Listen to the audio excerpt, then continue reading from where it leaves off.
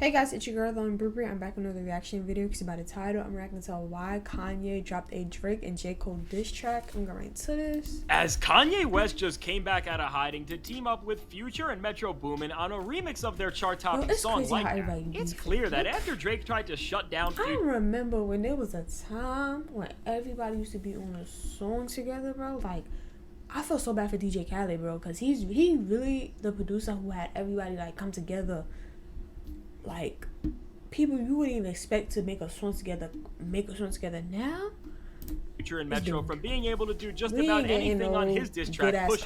This duo has pulled out arguably their craziest card yet, as both behind the boards and in the booth. Kanye is right alongside them attacking Drake, and when it comes to his performance here, as Ye has taken a different approach than any other rapper against Drake has so far. It's clear that what Ye just did is I wanted to react to it, but then I already got taken down.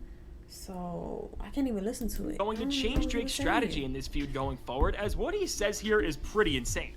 And as he doesn't stop at just Drake and also disses J. Cole, Ye made more damage with this one verse than most rappers have in this entire feud. So with this new Kanye West version of Like That, while most remixes just ride out the success of the original song and just add another verse or two from some high-profile names, this remix completely revamps the record in a way where it doesn't just feel like a reinterpretation of the track, but it really feels like a sequel in its entirety as from start to finish. This cut builds on the original version but feels more grandiose and intense than it did, which is really saying a lot considering how insane of a moment that it was. So with this remix, as Kanye West is the guy who takes the creative lead here. Yo, you know what's so crazy?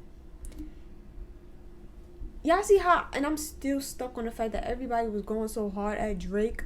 Drake came back with 2 songs and ain't nobody said nothing. DNA of what Future and Metro laid out, and like, in typical Ye fashion, ramps things up in the most unforeseen and unpredictable ways possible.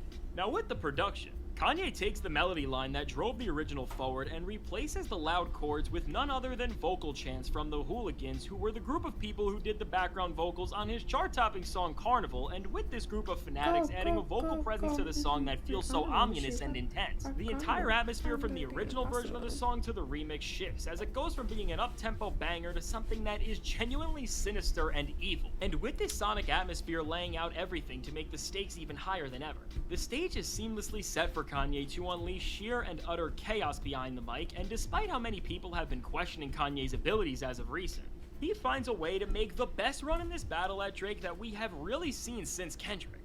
Now with Ye's verse here, despite many people, including myself, questioning if he could even come at Drake lyrically anymore, is after hearing a lot of the verses on his last album, Vultures, it was clear that despite some Y'all, when I said, bro, I like Kanye, but that song Carnival, people hyped it up too much. I promise y'all, the only person to me who really like bodied that song was Cardi and Rich the Kid. High points like Burn. For the most part, Ye has never cared about lyricism less, but despite this, although Ye definitely spends a lot of this track just going off on a tangent that has nothing to do with the reason why he is doing all of this in the first place, he manages to make one of the more damaging lyrical barrages that he ever has, as in a rare moment for Ye, we see him directly address not one, but 2 rappers in both Drake and J. Cole, and after years of Drake continually coming at Kanye despite him waving the white flag, and with Ye finally publicly clapping back at Cole after years of sneak dissing. This is truly monumental. It's at a time where many rappers have tried. Dude, J. Cole really be sneak dissing? Because I don't listen to J. Cole. Like, new J. Cole, I don't listen to him.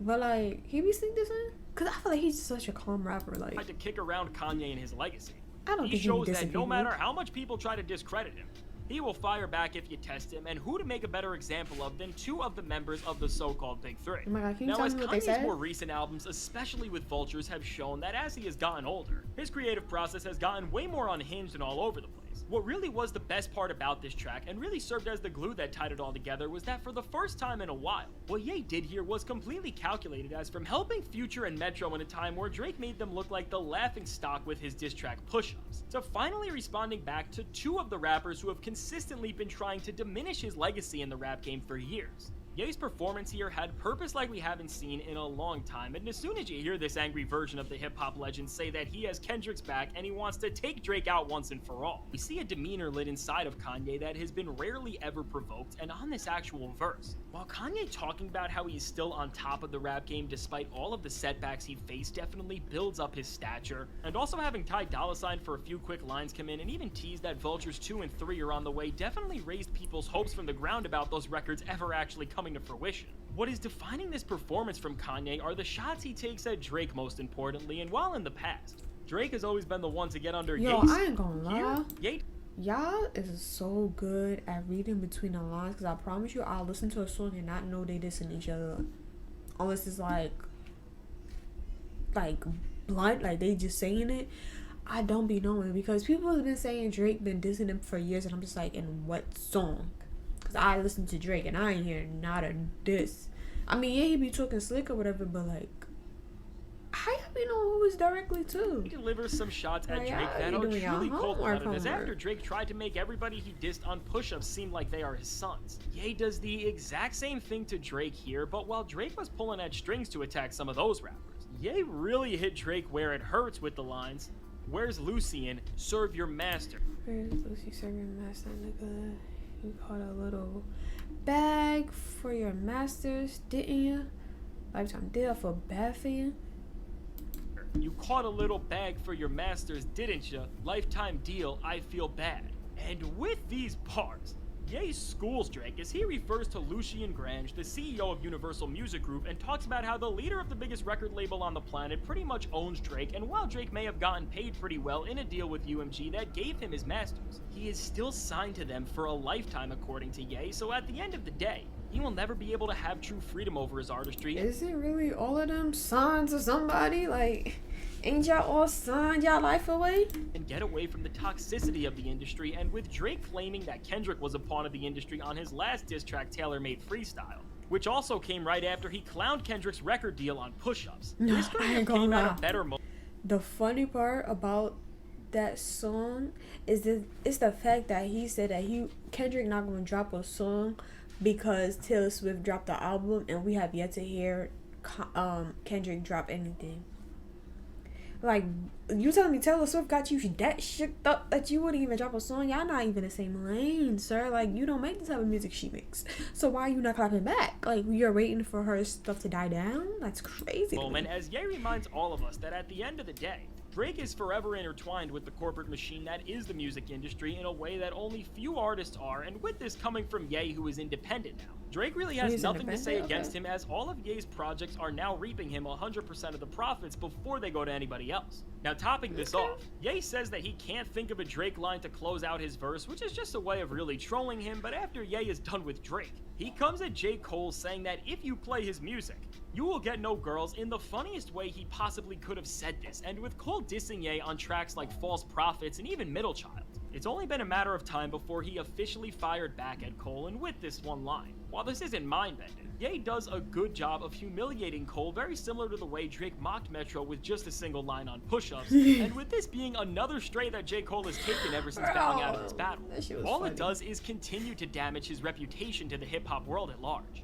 So while Kanye only gives Drake and Cole a few bars on this track, they are delivered in a way where the impact is still much louder than most of everything else in this beef has been, as from Ye's stature in the rap game, to just the fact that he pretty much never calls out another rapper in a track by name that he's beefing with. This is truly an insane moment for this beef, as if everything that went on with Cole bowing out and Kendrick and Drake going head to head wasn't insane enough. Now Kanye West has fully stepped into this ring in a way that he never has before in his career, and with Drake seemingly being bored right now as he awaits Kendrick to respond. Who knows how he will react to not just having one, but his two biggest rivals ever dissing him at the same time, and if you didn't think this was enough, Metro Boomin may have one more chess move like this up his sleeve, as he liked to post hinting to the possible fact that maybe Pusha T will appear somewhere on one of his next songs. So all in all, Kanye West definitely gets a point for this insane flip of like that. At this point, Drake is right. They got a poster of his picture up on the wall throwing them things at it at this point in the studio, just